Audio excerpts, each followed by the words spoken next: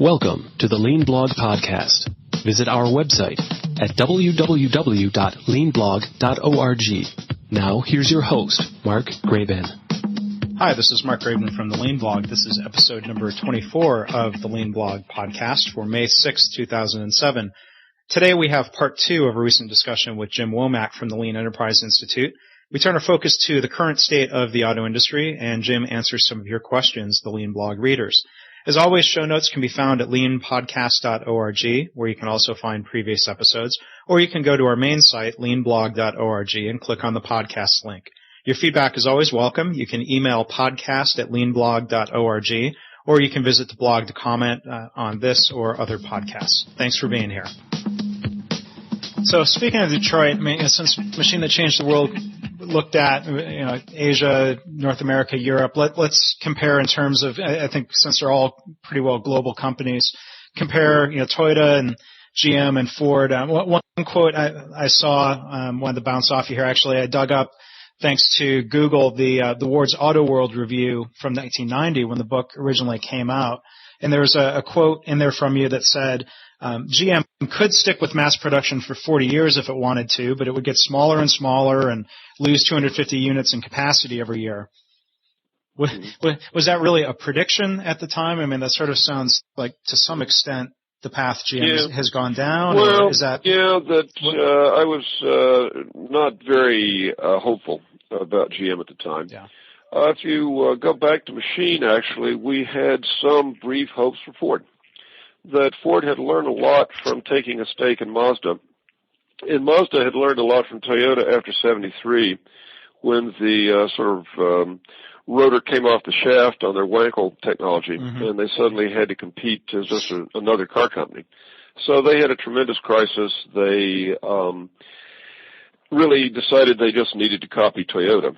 And by the way, the Mind of Toyota book by Hino is a book that everybody really ought to read. It's a productivity press book, but that's a great book. It's hard than heck to read. You got to read it about 3 times to figure out what he's trying to tell you. But he was a Mazda engineer. He's now a professor at the University of Hiroshima, but was an engineer at Mazda for about 30 years. Okay. And was one of those people at Mazda who actually tried to understand Toyota. So Ford, third hand, was going to learn about Toyota from learning through Mazda. And toward the end of the 80s, it looked like just in the factory, they might actually be learning something. Whereas GM, toward the end of the 80s, didn't appear to have learned anything. So I was pretty discouraged about GM. Now, it turns out I was absolutely right about GM. We were just, of course, way too optimistic about Ford. Yeah. So what we were was cockeyed optimists rather than, Eeyore-like inappropriate pessimists. Yeah. And so, GM has just continued to decline. And it's an interesting question. If the management team had gotten together back in 1979 when GM's market share started to go down and said, can we lose 1 percentage point of market share a year between now and the time the company augers in, hey, as a team, can we really manage this? It would have been very difficult to achieve that. And yet that's what they've been able to achieve. If this had been something that actually tried to do, they probably couldn't have done it as well as they've done it while trying, I presume. I think they're not trying to just manage decline. That would be better than what they've actually done. So that's amazing. You get paid all that money to just basically watch the ship go glub, glub, glub. Speaking of Ford, there was another comment in the Ward's Auto Review piece that talked about the Ford Atlanta plant being, I guess, at the time the most efficient Big 3 facility, and so a lot of people may know, that plant was closed down late last year. Is that a story of focusing on trying to focus maybe on lean production or factory efficiency at the expense of, say, designing a Taurus that people would want to buy more so than rental fleets? Well, that's a sad story of everything gone wrong. Actually, in the book, we did a rewrite at the last minute on the chapter on product development and put in the GM10 example, which we hated to do because that had been beaten up quite severely already. Yeah. What was actually in the book when we wrote it, or I wrote it the first time, was actually why Taurus you thought was a great success, but actually is a big failure. And the material we had simply showed the following, that to do a successful product, you have to do it very quickly, get it to market quickly. You have to get what people want. You have to do it with a very small number of engineering hours, and you have to have it inherently makeable. Mm-hmm. And so as we looked at the original Taurus development activity, it took 7 years. At that point, Toyota was taking about 3. Of course, they're way below that now. Right. That they put a tremendous number of hours of engineering into the thing. So it took forever, and the engineering cost was actually very high. The original Taurus was what the public wanted, and it was a much more makeable product than the GM10 product. It had much lower part count, and it was easier to put together. Mm-hmm. So the text read, 2 out of 4 ain't a passing score. Well, then as time went on, they lost the third one, which was that the subsequent Taurus basically lost the touch for the consumer, right, as they got in this kind of crazy, we'll just see how many things you can do with ovals. And they actually had their chief engineer explaining about how, here we've got the oval theme. Well, it turned out nobody really wanted the oval theme. Right. But in general, Detroit quit investing in cars as they did segment retreat up into the bigger SUVs and pickups. So not surprising that the cars they were putting out were not very good. So that it's a little hard to figure out cause and effect here, but certainly the effect for Atlanta was that it was the best plant they had, but a product that the public didn't want. Mm-hmm. And so they closed it down. By the way, just as an aside, one of the curious things about what's happened with the retreat of Motown is that they've circled the wagons back in Motown.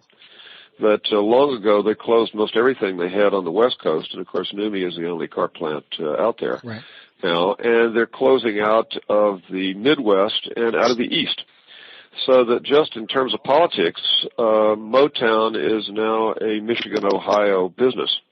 Out of New Jersey, out of Delaware, out of Missouri, out of Texas. So it's quite interesting out of Georgia that their political base becomes ever smaller in terms of presidential elections, electoral votes, and so forth. Right. Don't know just who is thinking that through. There's some logistical reasons why it might make some sense, and Toyota City doesn't exist as it does for no reason, all in one place. Yeah. But on the other hand, it is curious for an outside observer to note that the political footprint of the industry gets smaller and smaller. Toyota keeps growing. I mean, Toyota keeps growing there. With it's the one plant per state. Yeah. That's right. So one plant per state. You pick up 2 senators with each plant seems to be the rule. I forget if it was the Mississippi governor or a senator that was quoted something to the effect of, you put a plant in our state and we'll go to battle for you. So that, there's that growing influence, I guess, right? That's right. So anyway, it's just a curious thing that you kind of have this last roundup of the domestics in Motown, which I was out there recently, and I'm always struck when I go out there. You see cars on the road in Motown that you just never see in California or in Massachusetts. And indeed, the road is full of Ford Fusions and Ford 500s that haven't been seen in Boston in recent times. So it's just a different world still, where it turned out on that big jumbo jet that was Motown, there weren't a whole lot of window seats. And the folks sitting at the window, I think, had the shade pulled down. So we're approaching the mountains, but nobody's noticing. And meanwhile, a tasty meal will be served shortly. And crunch, that's what happens. Yeah. And I'm sure it must be frustrating to see the lack of progress, and there's still opportunity for people working at GM or Ford or Chrysler to buy your books and learn what they can. Mm-hmm. There was one other example I was going to throw at you for comment that was actually the BBC this past week did a 3 or 4 part series on globalization in the auto industry, and of course it touched on lean production. And they drew this contrast between the Toyota Georgetown plant. They say workers pull the cord 2,000 times a week, which leads to quality, and they had all those associations. And, this concept of andon, shouldn't be unheard of to anyone at this point. But they said Ford's plant in Dearborn, the new truck plant, they only pull the cord twice a week. And the BBC assessment was, the legacy of generations of mistrust between shop floor workers and managers. It's just, it's sad to see that still going on. Yeah, well, look, Michigan Truck has been a sad thing to see. I went out there just when they opened it, and boy, the body language was horrible. Guys had just come over from the Mustang plant, and, goodness gracious, somehow or other, we're back in the 1930s. By the way, though, the Ford plants in general, are right. They do pull the cord 2,000 times a week at Georgetown. But if it were just a plant-on-plant competition, Motown would be okay at this point. They've learned enough. It really is the product development, the purchasing system that's really killing them, along with the general attitude of the management that is just not a problem-solving. But the problem is that all over those companies, management's not pulling the andon cord. That instead you make your numbers. If you saw when Al Mulally, which he told the Wall Street Journal when he showed up at his first meeting with senior management at Ford, it just turned out everybody was lying. Yeah. And that had been my experience with the Ford Motor Company going back to the end of the 70s, that everybody was too clever by half. A very cynical culture. And that goes all the way back to Henry Ford and Harry Bennett. So that, look, the relations were bad in the plant, but, hey, watch out in the corridor there on the top floor of the glass building. It was all appearances as opposed to realities. Yeah. I had a very senior guy in Ford who went all the way to the top, and you could do a little head scratching on who that might be, but won't identify them, but told me years ago that we were having dinner with another fellow who didn't get to the top at Ford, and that fellow got up and left the table. And he said, that poor guy doesn't understand. He thinks Ford is a publicly traded company, whereas, in fact, it's a family-controlled company, and I know how to play the family. Yep. And by golly, he knew how to play the family, and he played it all the way up the ladder, achieving nothing. Very smart guy, all the way to the top. And that was just so sad, but that was Ford. Yeah. It's truly who you know, not what you know. And it's not what you've done, it's what you appear to have done. And so it just became a very corrupt culture that GM in that sense was actually much better. Yeah. And by the way, just where things stand today, let's go back. We've had a little doom and gloom about GM. If they could figure out how to deal with the legacy issues, GM would actually be all right at this point. They wouldn't be a world beater, but GM would actually be a ship that could float. Ford, to this point, and we'll see what Alan could do, but sure, Ford has not been a ship that could float. And Chrysler has had a whole lot of trouble under the hood that just nobody was looking at. They had a hot-handed product for, a period of time. And then the gestalt kind of changed on them. So that suddenly what the world's feeling about product was just not what Chrysler is offering. So therefore, Ford and Chrysler, I felt, have a different magnitude of problem from GM. That GM, if they could just deal with the legacy stuff, would be buoyant enough to stay above the waterline. What they do about the legacy is what we're going to find out this coming year. Right. That something has to give on legacy. Yeah. So look at the UAW contract negotiations this year. Yeah, it's the UAW contract negotiation. It's what happens in Washington. The government hasn't got any money. And it's really tough, for example, for them to do in Washington anything about the pension plan when the pensions everybody's had out in Motown have been much more generous than what anyone in comparable jobs has had anywhere else in the economy. Healthcare is a different issue. That's back on the table as a pretty widely understood problem that the country is going to have to do something about, and conceivably you could move to some sort of national health insurance that would actually take a big burden off their shoulders. I can't imagine that could happen until after the 2008 election. And, that's a very long ways for guys who are sinking below the water every day. Right. So that that GM is better than it appears to be. It's not nearly as good as it should be, okay, but it's better than it appears to be.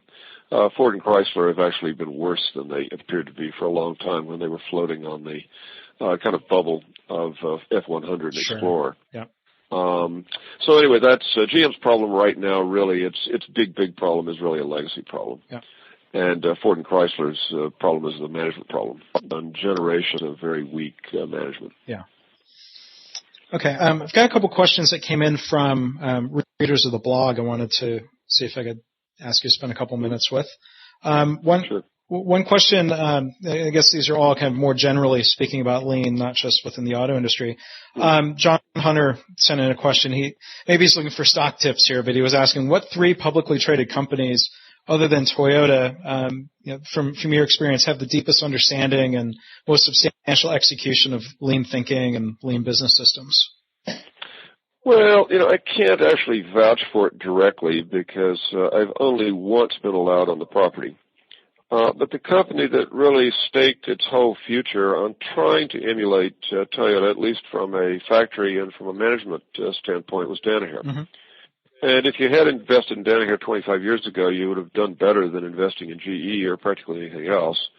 So therefore, you can take a look at Danaher. I tried to put them in the Lean Thinking book, and the then president of the company ordered me never to appear on the property because he claimed they had deep secrets that I would compromise, and so therefore I was declared to be an enemy agent. And I recently sort of accidentally wound up on the property of a brand new acquisition where they really hadn't done anything yet. So I can't say to you that Danaher has walked the talk because I've never actually seen any of the operations. They sure as heck have been successful. Right. And I can't imagine that the efforts they've made to emulate Toyota have hurt them. Okay. Yeah, there was an article in Business Week a couple of weeks back about how just secretive they are in general. So. Yeah. And so the new guy, the new president, has said they're going to be more open now, and whether they are going to be or not, don't know. I still haven't been over there. Mm-hmm. But there's a company that has staked its claim to be the sort of Toyota conglomeration and to do what they would claim GE should have done. And many of the initial Danaher guys who, Art Byrne was one of the key guys in the transformation to begin with, were refugees from GE, which they always criticized as being a make the numbers as opposed to actually fix the company. Right. And that, until recently, has certainly been my experience with GE. Now they've got a lean program, and we'll see how far they can get with it. Todd Waterman, who's now leading that program, was one of the speakers at our summit down in Atlanta this past week. And so therefore, even GE is now feeling they've got to say for public consumption that they want to be like Toyota. And who knows, maybe they can do it. So therefore, there's a second company you can take a look at, see if there's anything really beyond Six Sigma, or indeed whether there was anything to Six Sigma. That historically what GE was really good at was knowing when to acquire things. And then they knew within an acquisition exactly what they wanted, which was typically either the order book or the intellectual property, so that they would then just chew up and spit out the rest. So they were very good at integrating, consolidating. And, they had a long run. They haven't done so brilliantly in the last few years, but they had a long run. And you can't think they would be hurt if they actually at this point took Toyota to heart. Whether they can do that or not, don't know. Yeah. But Todd's got a nice presentation, and you'd have to go over and judge for yourself on what is really possible. As you look around, otherwise, there are a lot of little guys out there, many of them kind of privately held, people who have spun out of Toyota who are trying to figure out how to do it. I wish I could point to other big examples of companies that seem to have truly Toyotaized themselves. And to this point, I still think those examples are hard to find.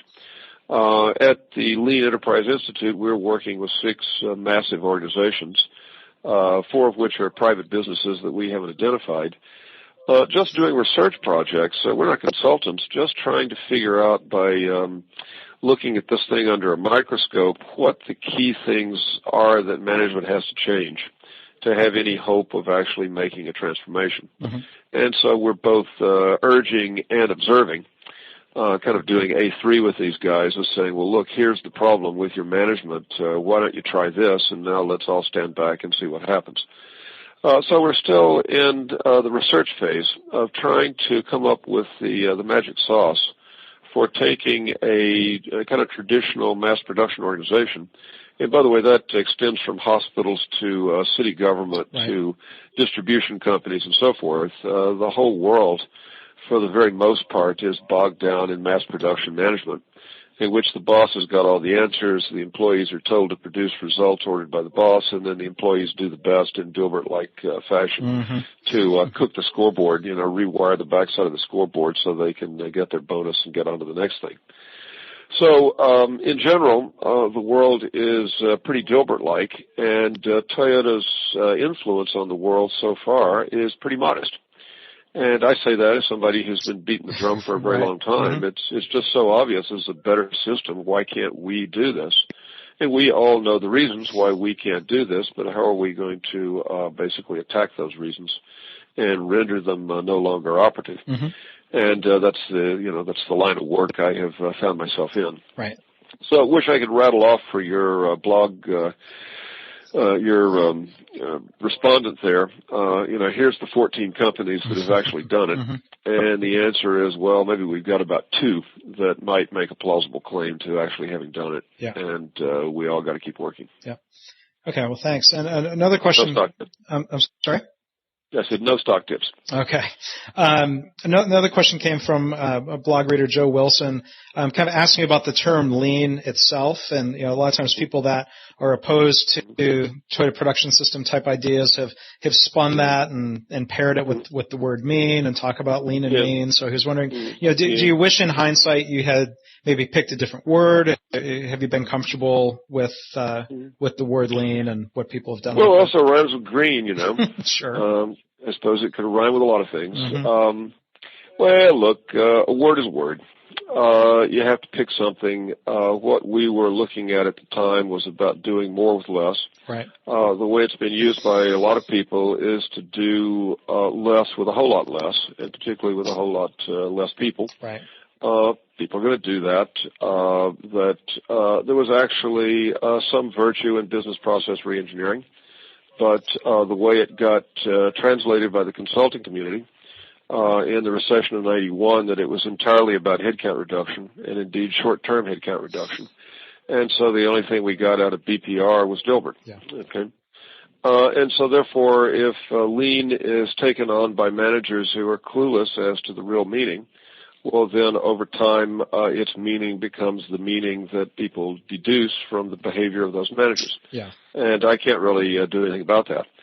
Would there have been a better term? Hey, I don't know, but I'm not going back.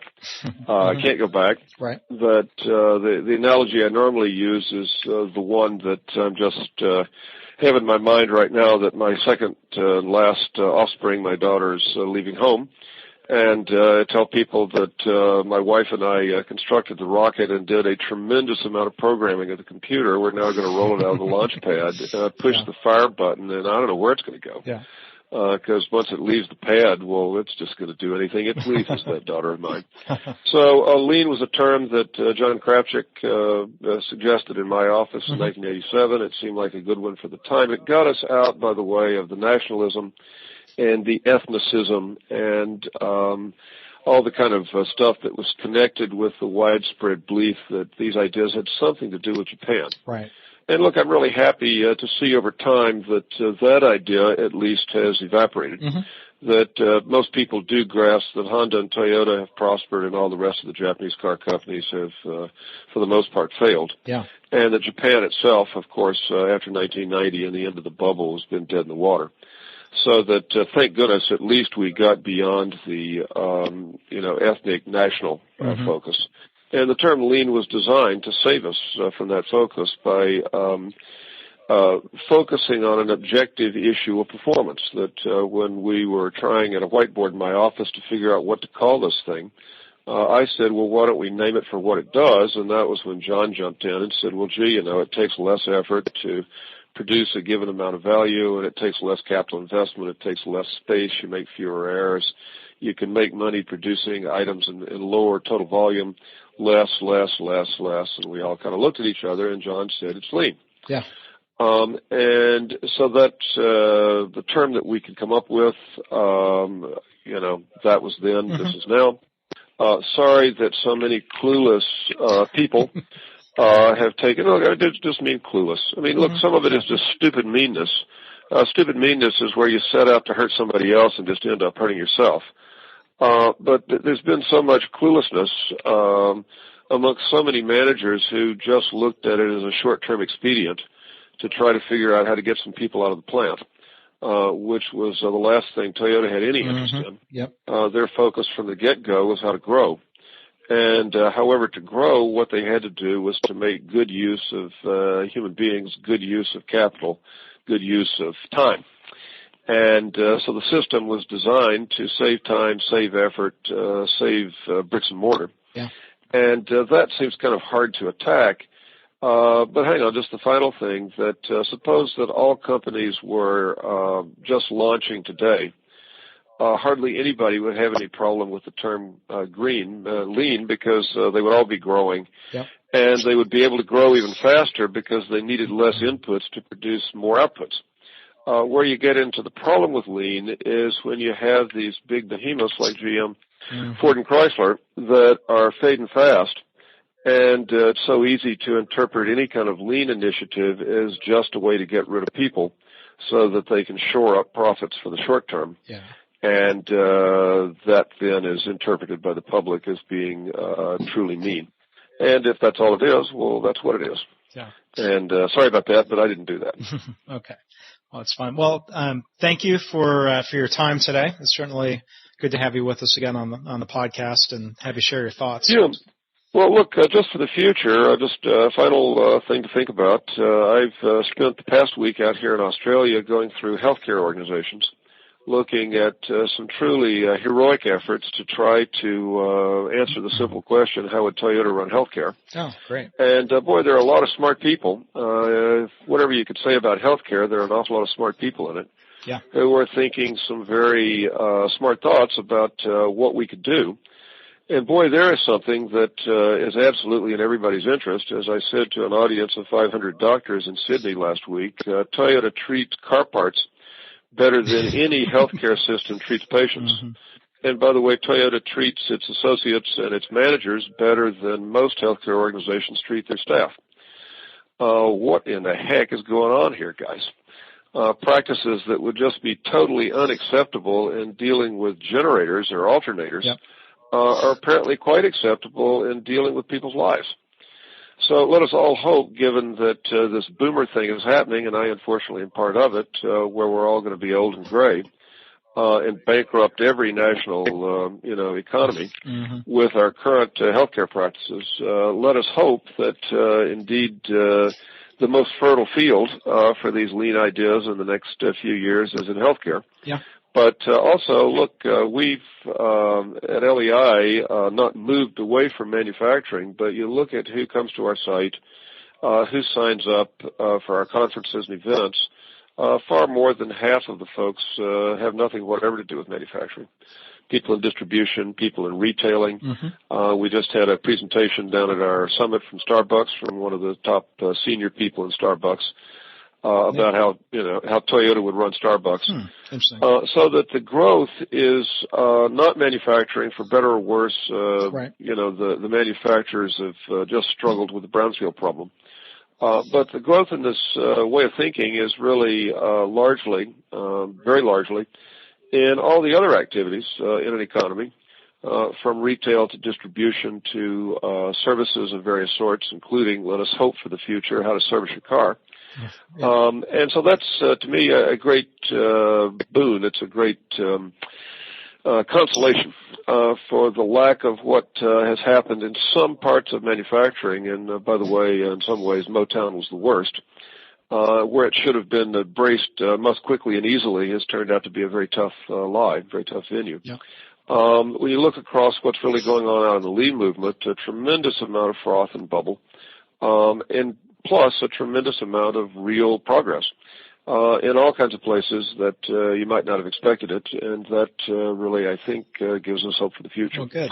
So that's where we are. All right, well, we can leave that as a teaser for maybe we can do another one of these and focus on healthcare. I'd certainly love to talk to you about that. I'll be delighted to. Well, yeah, you know something about that yourself. So let's keep talking. Yeah, well, I appreciate it. Thanks again, Jim. Okay, thank you. Thanks for listening. This has been the Lean Blog Podcast. For lean news and commentary updated daily, visit www.leanblog.org. If you have any questions or comments about this podcast, email Mark at leanpodcast@gmail.com.